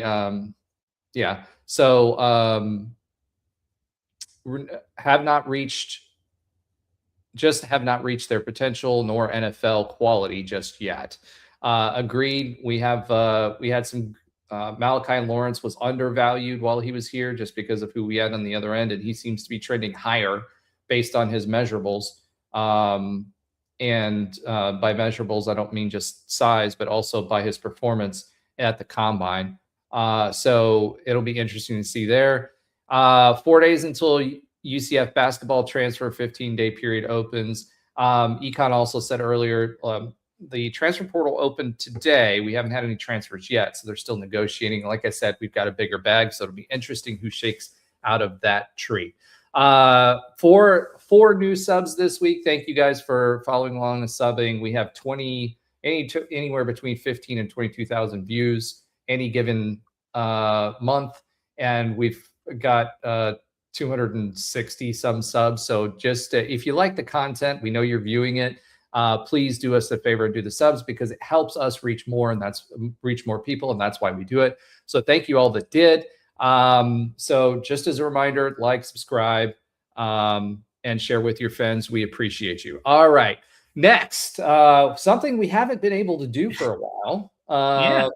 But we're going to swim it into Alan's oxymoronic stat of the week. Alan, take it away, my friend. All right. So I did kind of hint that I would talk a little bit about the football team's, last few years and how futile it's been. And so I actually found this, this was unplanned. I just was looking through Wikipedia, looking through a bunch of stuff now that spring season has started. And I was actually shocked to see this because, I know we had some good years in D2 as independents and even early on in our FBS, journey. But I was shocked to see that right now we are on a current 3 seasons in a row of losing seasons, right? We've been under 500, had losing seasons for 3 straight years now. And that has only happened one other time in program history, even dating back to the 80s when they were in, D3 as they made their ascent. It actually happened from 83 to 85 when UCF was a D2 independent. They went on to go have 5 straight losing seasons from 81 to 85, which to this point is the longest ever in school and program history, and the only other time that it's happened. So if Frost can't turn around this year and we end up going 5-7 or worse, this will be getting close to tying the longest streak in program history, and the only other time that it's happened. And I know it coincides obviously with the Big 12, but I thought that was fascinating. I would have thought at some point in the 80s or the 90s, there might have been a few, 3-4 losing seasons in a row, but there hasn't. Also, since joining their first ever conference, the MAC, back in 2002, UCF has never had 3 or less conference wins in 2 straight years at any point in school history until right now. We've had 3, 2, and 2. So it might be fair to say, in comparison to the rest of history of UCF's history, that this is the worst stretch in the football program's, tenure. Obviously, it's a massive spike in competition, but it is fair to say that. But I honestly wasn't doing that to bring up something negative. I was just honestly very surprised that has only happened one other time in the last, 30, 40 years. So does Mohajer get credit for the that streak as well? I think so, right? Because he brought in Gus. I think so. Yeah, absolutely, he does. I remember when we hired Gus Malzahn, right? And we were all, you heard me, I got on the Gus bus for a little while, right? Yeah, we all did.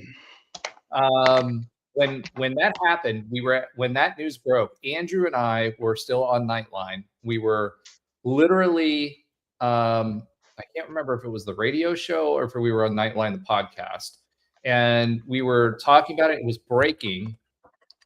We had a launch go off, and it was on the radio because during launches during the radio, it's an emergency. Part of the responsibility of the radio station is to broadcast that for emergency events, and that's considered one. So it broke live to the launch. We came back, that broke. Andrew talked about it, and I said, that's terrible for a hire, because I didn't want to retread SEC coach, especially one that lost against us in the bowl game.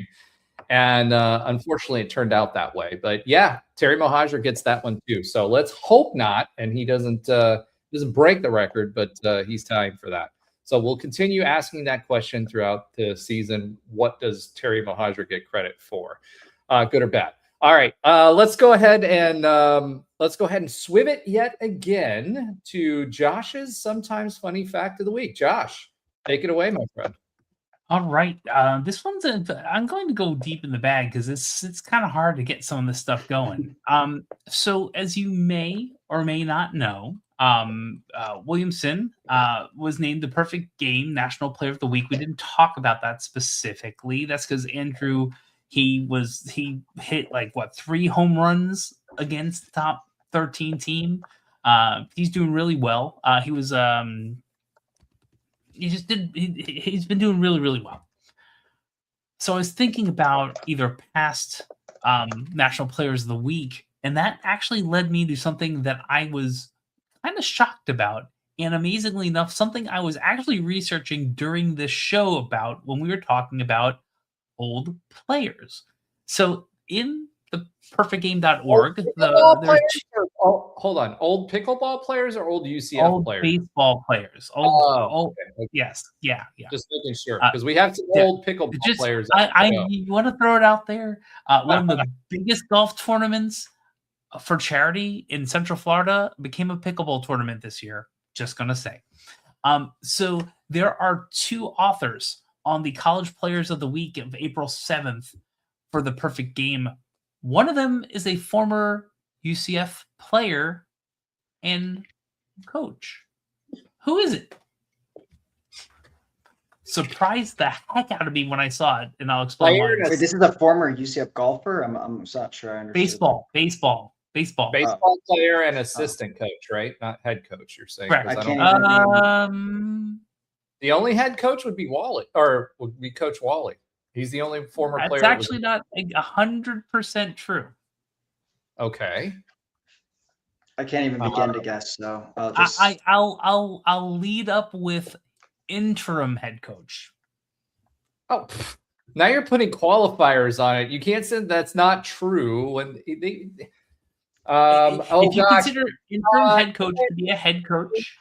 Oh my gosh, he went to go Taco Fall. No, yeah, Taco Fall. Alan I'm joking. Josh is talking about subs. You're talking about tacos. I mean, what's going on right now? That's what I was really talking about. It's just tacos. Oh, okay, tacos. Got it. I don't know. He went up where in the middle states to go head coach after he left. You are correct. Good. You are good. You are right. right. I can't remember his name though. Pull the name. Try. I'll give you a little bit. I'll give you some more hints because people who are listening in their cars or however you listen to these are like, it's Share your screen, prove you're not looking it up. Played for Bergman in the 90s. Coached with Bergman after that. Dude, I'm lost. And there's going to be a lot of dead air because I'm not going to remember this name. I was up way too late with my daughter last night to hear like hamster. So fine. That should be the story we're talking about. That player's name is Craig Cozart. There you go. Craig Cozart actually wrote the article with Williamson's National Player of the Week, which is funny because we were talking about Bergman, and we were talking about old coaches. And I actually confused him with the coach that we wanted that went to ECU. And he was a player from 93 to 96. He was the coach when I started UCF here in 97 until 2008. He was the interim coach at UCF during 2008. And then when Terry Rooney was hired, he was fired the next day.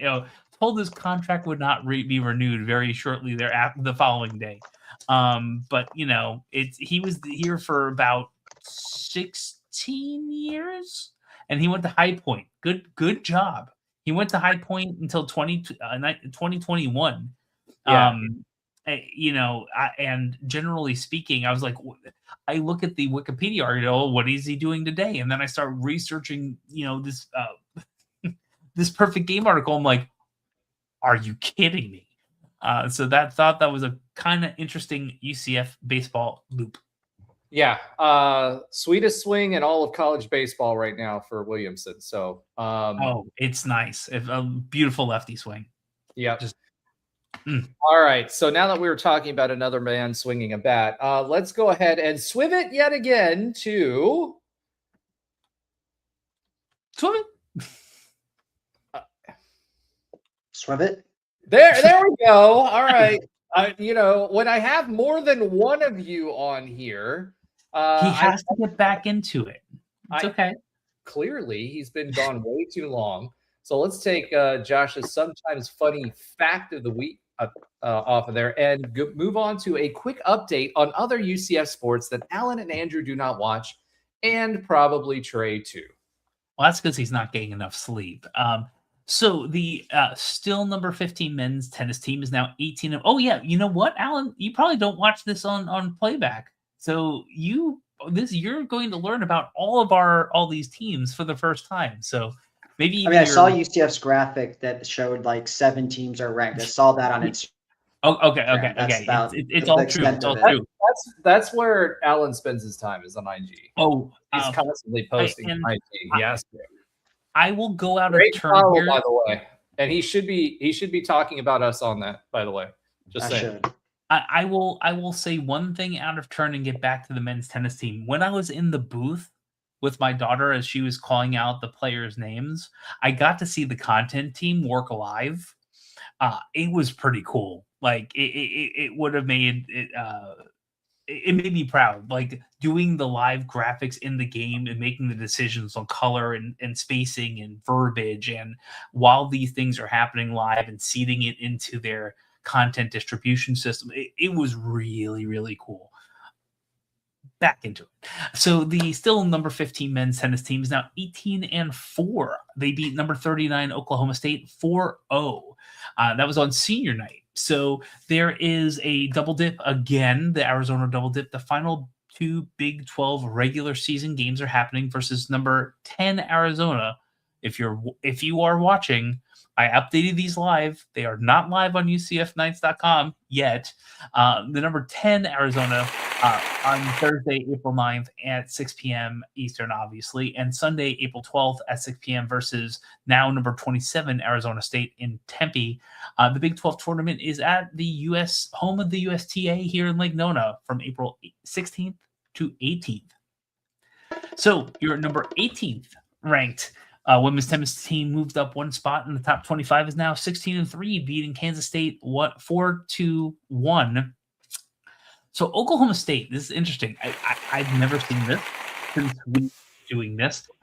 Was a 0-0 forfeit, and that was senior day.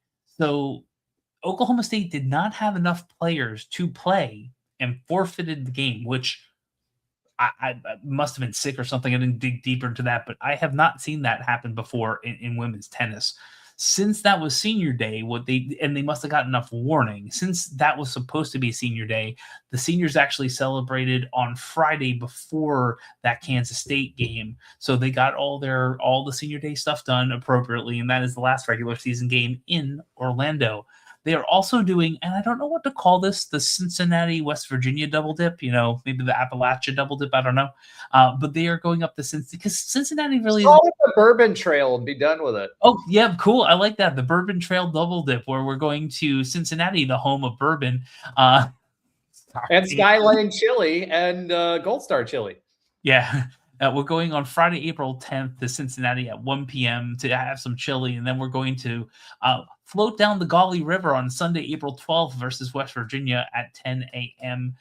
The Big 12 Championship, guess what, is at the USTA Complex in Lake Nona on April 15th to 18th.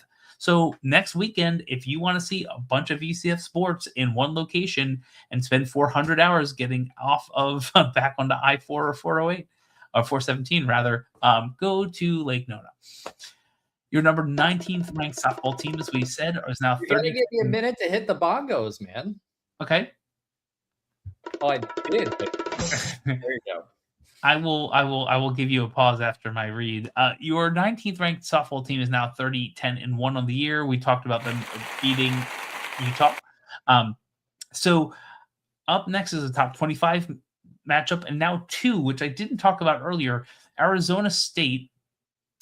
We have 2 top 25 matches happening in the rest of the season, which we didn't think we were going to get. Next week, we're going to Arizona State in Tempe on April 10th, 11th, and 12th at 9 p.m., 7 p.m., and 3 p.m. Eastern. And then the next Big 12 home game is now a ranked series because Kansas just today became ranked in the top 25 as number 25.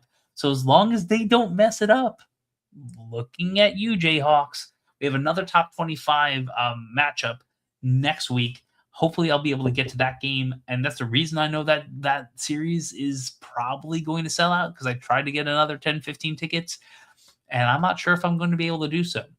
Kansas usually travels well too, and all that. Yeah, they travel well. There's a lot of Jayhawks around the country. There's actually Andrew's one. Yeah, exactly. And actually talked to someone. I think someone from our multiple people from our softball group attended Kansas or played a sport, not softball, at Kansas. So yeah, it's. Do you know why that is? Right. Their acceptance rate is 79%. So that's really, yeah. I don't know. It wasn't in my I'm going to high school and going to college. Not that there's anything wrong with it, but I did not know that. That is, I thought it was a pretty competitive school. Maybe it is. It's a borderline. What do they call it? Double AAU. Yeah, I thought so. Good on them being that academically good. Facts about other schools night with Josh. All right, let's go. Oh yeah, I see. You're getting antsy on the time. Men's golf didn't. Men's golf. I feel like that's Fred Flintstone's feet while he's pedaling. Men's golf is didn't compete this week and will compete at the UNC Collegiate this coming week. The Big 12 championship is afterwards in late April. Women's golf finished tied for 8th. I will slow down. I'm trying to go fast. Women's golf finished tied for 8th at the Huntington Bank Collegiate. The Big 12 championship is next. That's on April 23rd to 25th. All right. Hey, I'm not done yet. I was waiting for the bongos. Jeez. Oh, okay. One of these days we're going to get our act together. So let me know if you've heard this one before. If you're a frequent listener to the show, rowing dominated the regatta, sweeping all races at the Ohio State Invite. Literally the last read from last week, because it's the second week in a row they did this. This is their third sweep of the season. As a reminder, they were facing number 20 Ohio State, 13 Harvard, and 19 North Carolina. They won every race they competed in. There's nothing this week, but the first regatta of its kind is happening on Lake Pickett, the Orlando Invite. It's April 17th and 18th. So if you're already going down to Lake Nona to watch some tennis, where they'll probably win at least one championship, I hope, and if not two, you can come back for free to watch teams like number 14 Penn, number 15 Duke, number 16 Miami, number 17 Alabama, number 21 Oklahoma, SMU, and Clemson in Orlando. If regattas are your thing, if rowing is your thing, it's free. Hang out and not go through all the traffic that is in Lake Nona. That's what I have for today for the quick update on other UCF sports that Alan and Andrew do not watch, and probably Trey as well, because he can't get any. I love how you corrected that as well instead of, but that's okay. All right, guys. All we do is win. Nothing but ranked teams, except in football. We learned that from Alan today. We could blame Terry Mahajer for everything. Both good and bad, mostly bad, but sometimes good.